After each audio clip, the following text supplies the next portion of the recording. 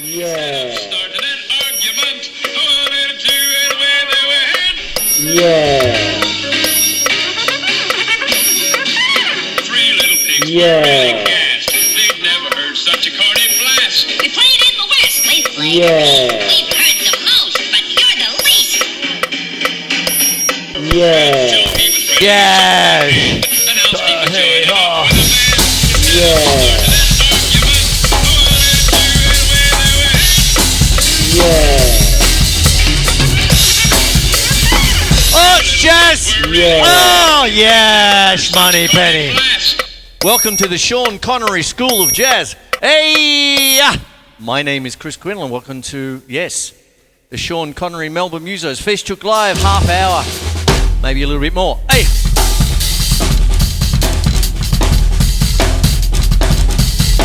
Oi!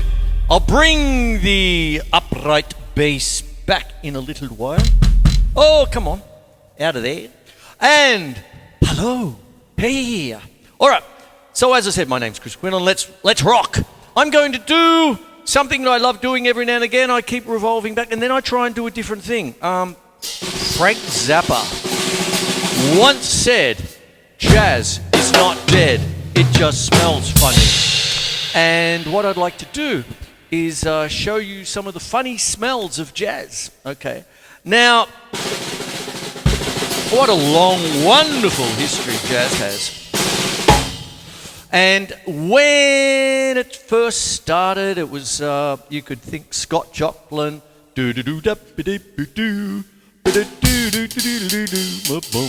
Entertainer, piano classic, so you're starting it. There you go. And what goes on is that that would be called ragtime. And then we started to get into jazz with the trap set, if I'm going to make it drum-centric. And Jelly Roll Morton is attributed as being one of the first band leaders. And one of the great people that started off was Baby Dodds. I'm going to be fairly quick with my little throws tonight. And Baby Dodds is wonderful. He was the drummer for Louis Armstrong. And by all accounts, he had a magnificent press roll. So it'll be...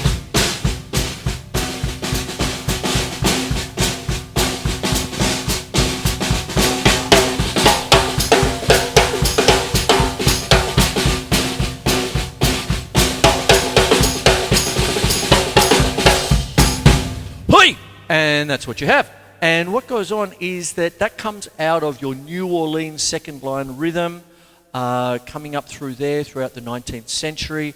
Wonderful music from those days. A real melting pot was New Orleans of all the different kinds of music. And Baby Dodds is very famous for that technique. Ooh, there you go. And Rimshot City...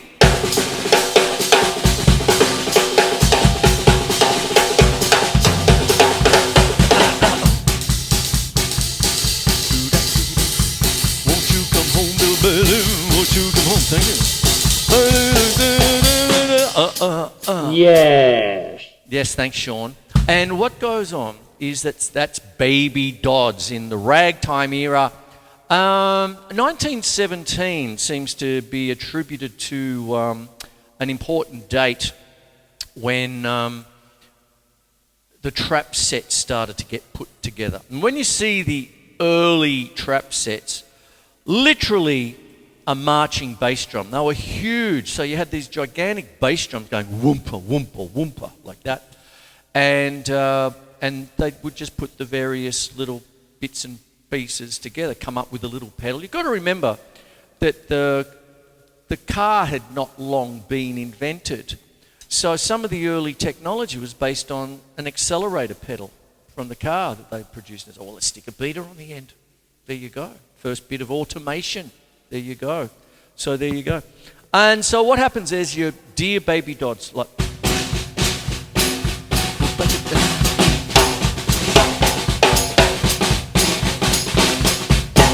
Hoi! There you go. And then as it developed through the 20s, basically what would happen, you had the wonderful Chick Webb, who was, I think, Buddy Rich and Gene Krupa's favourite drummer. And sadly, he passed away fairly early. But by all accounts, he was absolutely marvellous. But there's so little footage of him. I've got an old VHS up there, and it's basically the only known footage of Chick Webb. And it was just, we're talking about the 20s, so there was movie but no sound. We're still in, so you saw him play, didn't hear him play. It was one of those things. But by all accounts, those who saw it, was absolutely fabulous. And he could...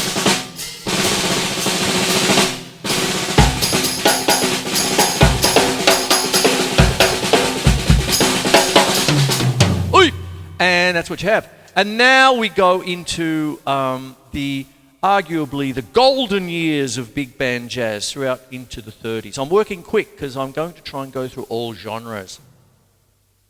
Yes. I will try, Sean. And what goes on is that what you have is Gene Krupa.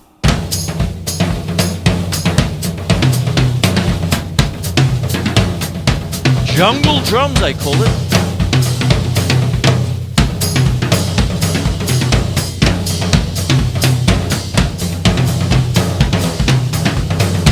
Hoi! Bum, bum, bum, bum. Hawaiian War Chant. Buddy Rich started to do all that business. Tommy Dorsey, all the business there. But I'm not up to that yet. So what happens is there's Genie Krupa. And what you have is...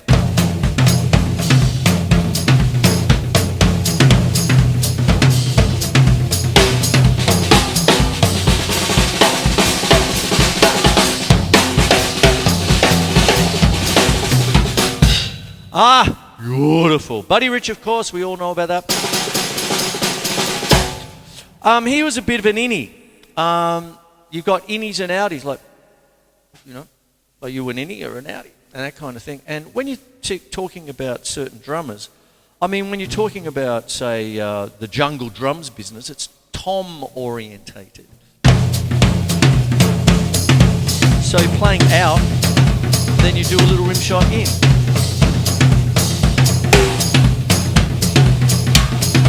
Missed. That's better.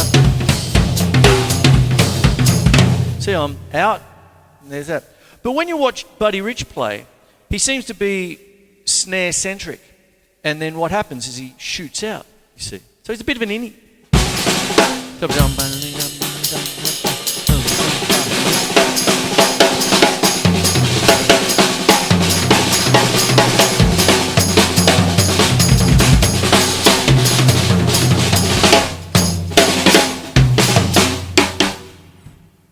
Buddy Rich, there you go. Okay, arguably, you know, oh, best drummer in the world. Oh, there you go. But then there is dear Louis Bellson, came up in the 40s, and he was the first drummer to have 2 bass drums. So when you're doing, say, your 4 on the floor big band jazz, like ba-dum-bum. Now it's fairly heavy on the bass drum there, 4 on the floor, but you've got to know you're pushing a big band. I used to have to do that with the old City of Essendon brass band. We weren't just a marching band. When we used to do the pokey tours back in the day, before the pokies came here and all that, but you'd go up to, you know, all the Rich River Country Club, do gigs there and all that sort of stuff. We do all the Glenn Miller stuff. We do Miller Medley and a whole bunch of charts we had, and it was wonderful. Okay, that was my, you know, the big band part of any kind of brass band. When you're doing national championships, you're also doing arrangements of classical pieces for brass bands. So that's when you get the long notes, and you've got to try and, the poor old horn players, they'll be going purple and red and everything like that. And I've got to hold a press roll going, oh bloody hell. There we go. Baby Dodds, help. And then, so Louis Bellson came along with his 2 bass drums, and one of the reasons, I suppose, is because he was playing with Dear Duke Ellington. Oh, what a band, big band that was. Wow. And if you're doing 4 on the floor all night long with 1 foot, oh, falls off. So, go for a walk. Boom.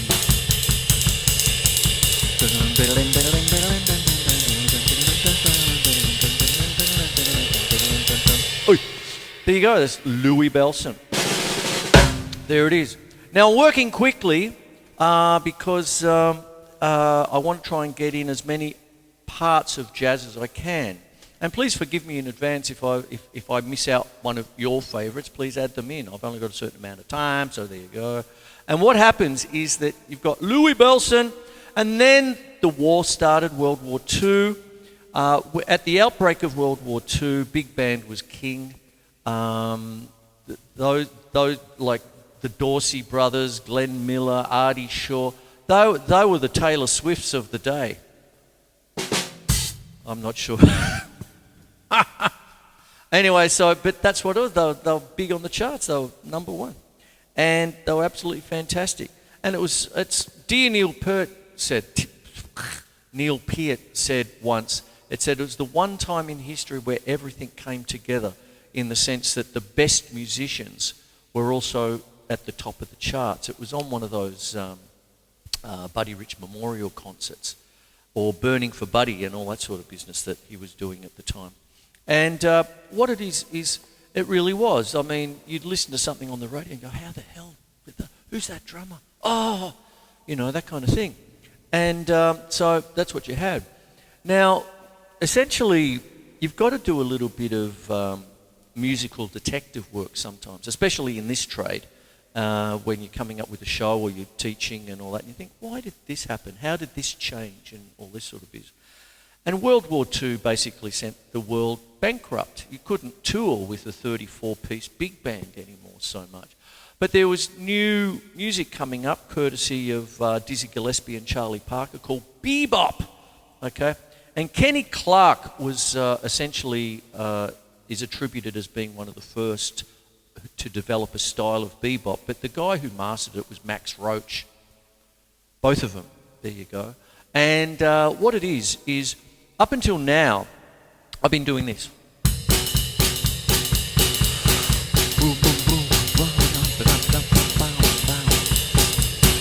Just pound, pound, pound. With big band, the left hand started to go away from your typical backbeat and all that, and would start to back up the trumpets or the saxes and do the shout. So you might go.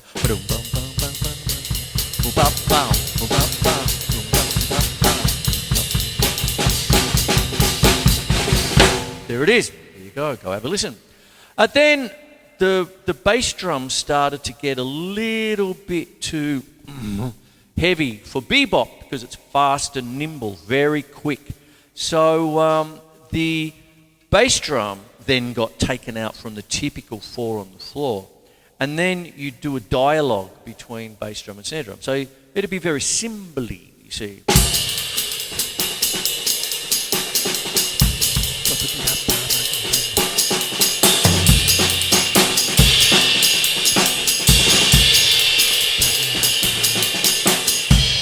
Go very quick, and there you go.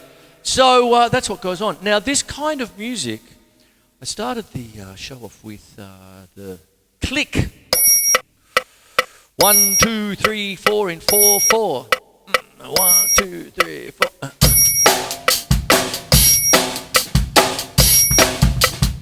However, jazz is often thought of as in cut time. So instead of 1, 2, 3, 4, 1, 2, 3, 4, 1, 2, 3, 4, 1, 2, 3, 4, 1, 2, 3, 4, 1, 2, 3, 4, 1, 2, 3, 4, 1, 2, 3, 4, 1, 2, 3, 4.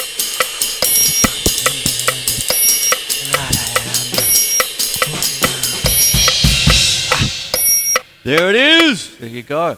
So therefore, like jazz being in cut time, ding ding ding ding ding ding ding ding ding ding ding. I might bring the double bass in.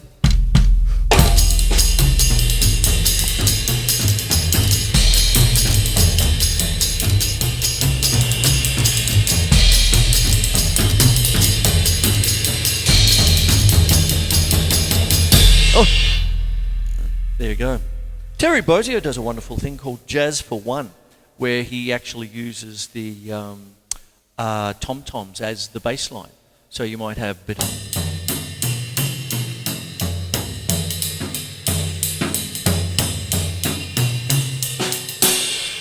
kind of thing there. With his tuned array of tom-toms, he treats it like a keyboard, you see. So people are going, oh, look at the biggest bloody drum kit in the world, what's going on? Well, have a look at the piano and you've got 88 keys. So why can't, in theory, you have 88 tom-toms? God help the roadie.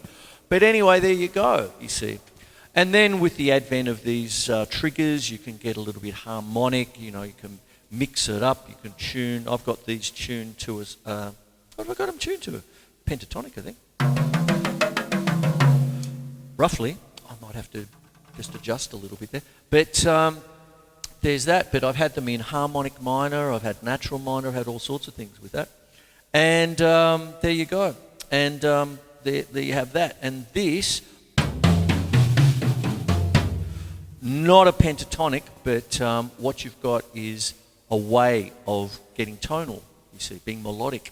And Max Roach was the first to become really melodic. The drum also waltzes, some of those wonderful little solos. He was one of the first drummers to actually say, this is a piece of music, and would play it as a piece of music. It's right there on the YouTubes. And he would play a piece, and you could hear the melody.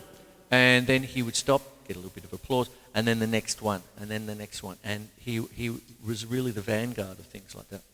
And then after Max Roach, you started to get into, we're at bebop, and what happens is, the one thing about bebop, a lot of people say leave the hi-hat for the band. You get that kind of...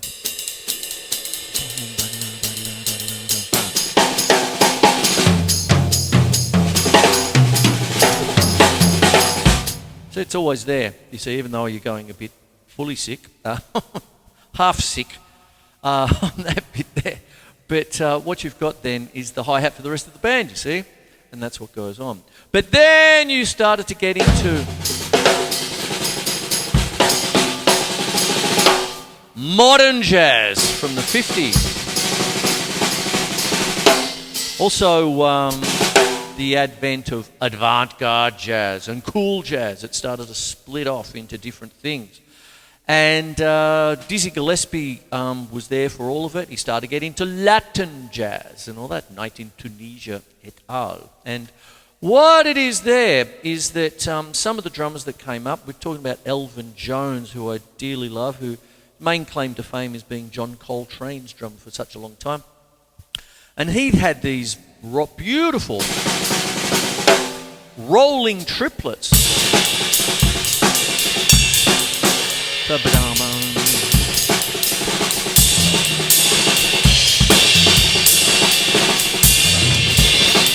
It's just rolling like that, you see. And that was just wonderful stuff. Hui! And there you have that. And then, along with Elvin Jones with Coltrane, you had a young Tony Williams come up with Miles Davis. Now, always remember John Coltrane and Miles Davis. John Coltrane was in Miles Davis's band for arguably the most famous of jazz albums, A Kind of Blue. And what you've got there is just everything is standard now. And he was there for that. And then he went off. And Elvin Jones was already on the scene, with his brothers. And what it is then Tony Williams bobbed up in the early 60s. And then you had what's arguable, or not arguable, it's Miles Davis's second great quintet with Herbie Hancock, Wayne Shorter, Ron Carter on bass. And those albums are just a blueprint. I just lived with them. They're right there, but I'll put them up here. And what it is that Tony Williams' cymbals, at one point in the 90s, there was a while where Zildjian cymbals stopped making K cymbals. And then the outcry came, where are they? We want them back and all that. And Armand Zildjian III basically said, Tony, can we borrow your cymbals for 6 months? Like that. And they used them as a blueprint for the new K range, I believe, and all that. Someone out there will know the exact timing and all of that sort of stuff. Please put them in the comments. Just after you write You suck. Yeah. And one of the things that I love and adore was Tony Williams's way of playing cymbals. This particular cymbal is part of the Benny Greb Sand series.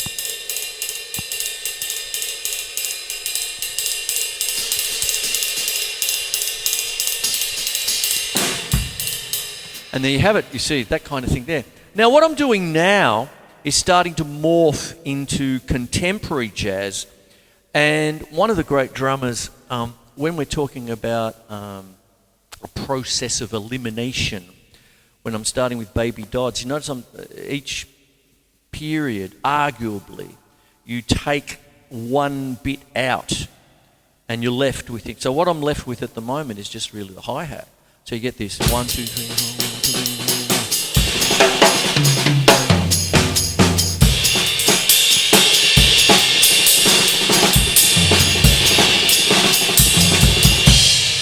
Something like that. Dance to that. And what goes on is that a young Jack DeJohnette came up, started off with a few different things, played with Bill Evans, and I haven't touched them yet. There, I've touched it, and beautiful brushwork.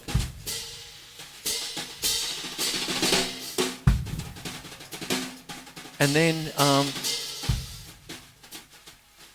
Jack DeJohnette went off with Miles David during the start of his electric period, where he started to put the wah-wah on the trumpet.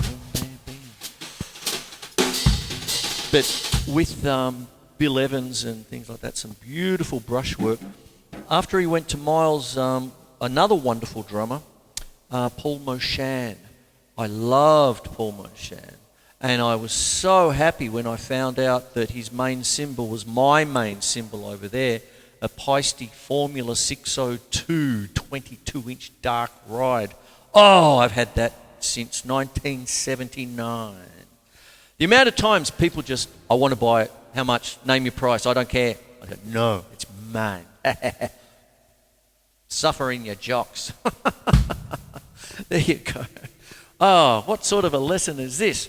Anyway, so Jack DeJohnette, and he got a contract, went solo with ECM Records. I've done a whole show on that about 6 months ago.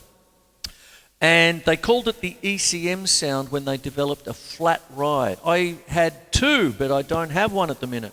I should get another one, shouldn't I? Ooh. And what it is no bell. So it was just this beautiful flat,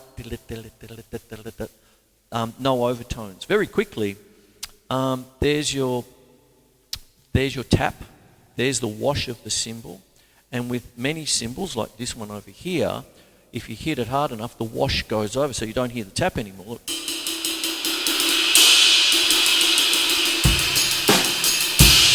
Which is great for its own thing. However, where's one, Wally? You know, that kind of thing. It's a bit of a John Bonham thing going sideways. He had a big-ass 24-inch ride, right? And doing big stadiums. So when he went into the rock beats, it would be all that sort of stuff. You know, you'd have a rock beat like this.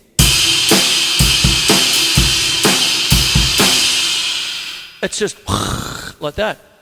One of the reasons why he loved his hi-hat and the hi-hat jingle jingle.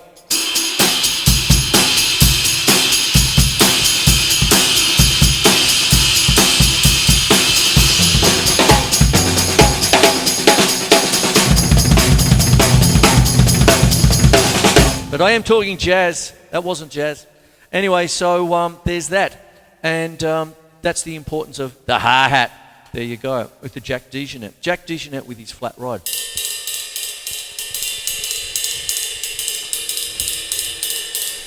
And then as well as that, he took away the hi-hat itself. So you started to get a four-way independence thing. So you might start off with...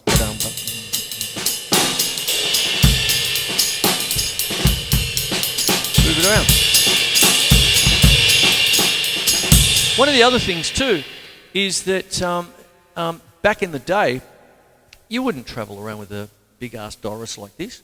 You'd go out with your 4-piece, 5-piece, whatever it is, like all my other kits. This is the big one for the show. This is set in concrete. This ain't moving for anyone.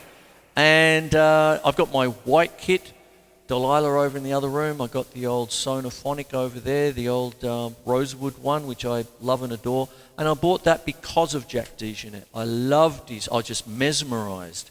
And I often tell my students when they say, what kind of a kit should I buy? And I said, go home and listen to all your favourite albums, if that exists anymore. Oh, I'll just get on Spotify, or whatever. But find out who's your favourite drummer? Okay. What's your favourite drum sound, or what album?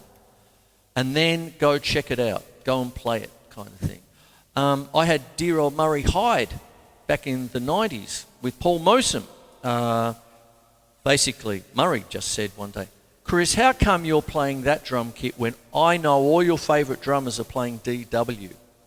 Hence, on the way to 3 decades later, I've still got Doris, sort of thing. I'm not changing her for the world now, that kind of thing. This is part of the show. She's the star of the show. I'm just an also-ran co-star. Ooh.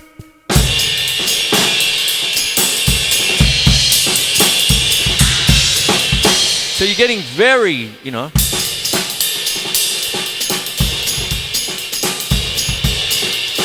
And if I put the...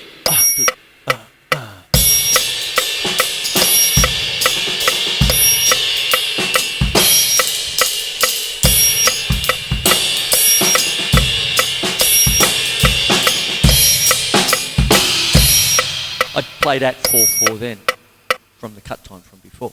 And there's Jack DeJohnette.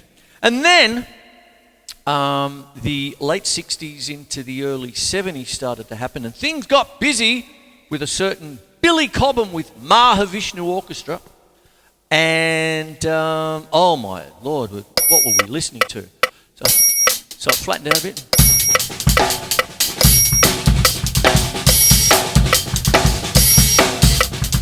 King of the Paradiddle. All manner of time signatures and stuff.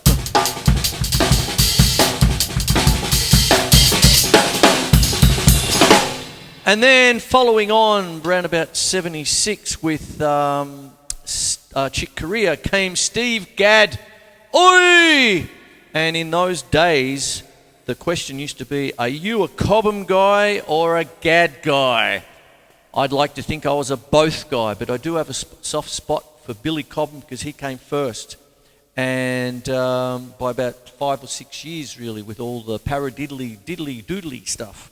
And you get this kind of, So you could call it jazz rock. A lot of people these days calls it fusion. I'm sticking with jazz rock.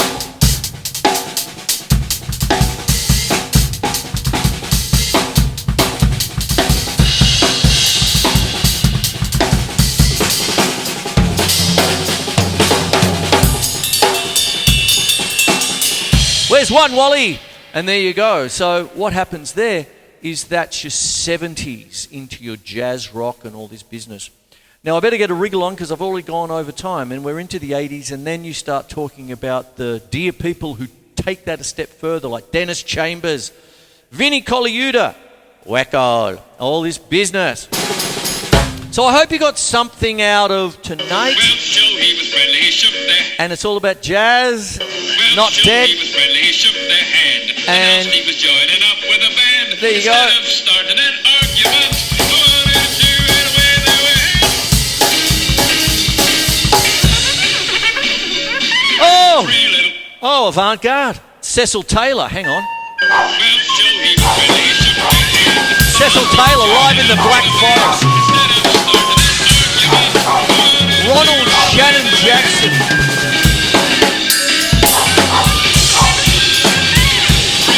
Special guest Marley on alto bark.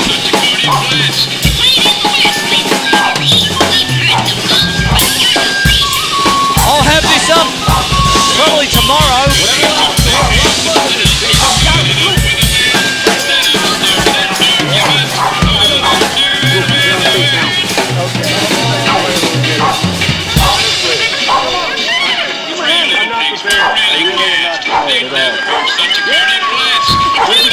on Burgundy. Aqualung!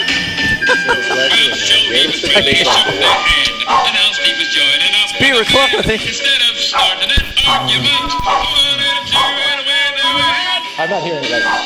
Hold on.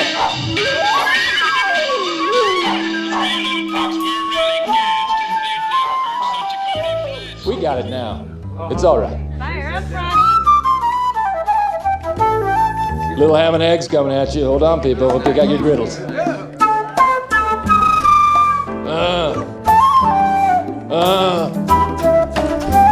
That's baby making music. That's what that is.